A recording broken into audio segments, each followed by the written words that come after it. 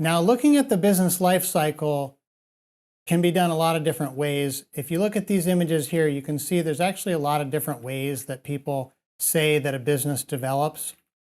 They're not really any different. They're all kind of going around or across.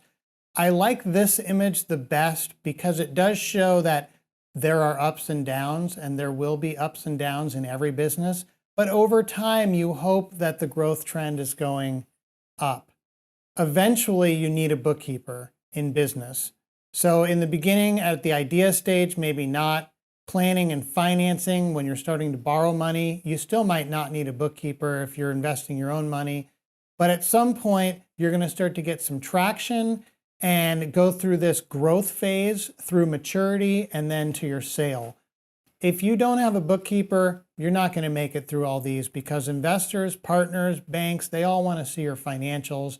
And if you don't have your financials, they're just not going to work with you.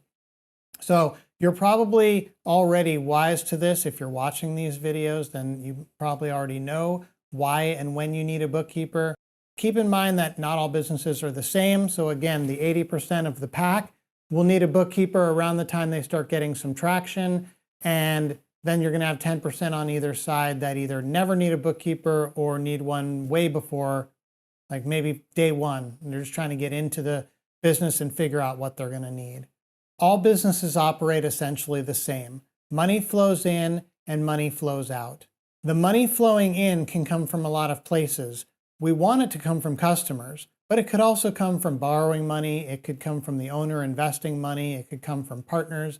It could come from selling assets like a car or something like that.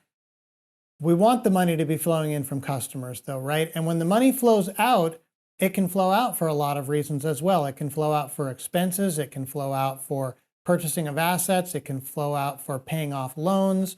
Hopefully, after you've paid all the money out, there's enough left over, what we call retained earnings, to keep in the company, but the owner also needs to take some out. So the hope is you get income from customers, you keep all the other sources of revenue flowing in down, and then you keep your expenses low so that you can pay the owner a lot and keep money in the company. That's the goal of all the companies.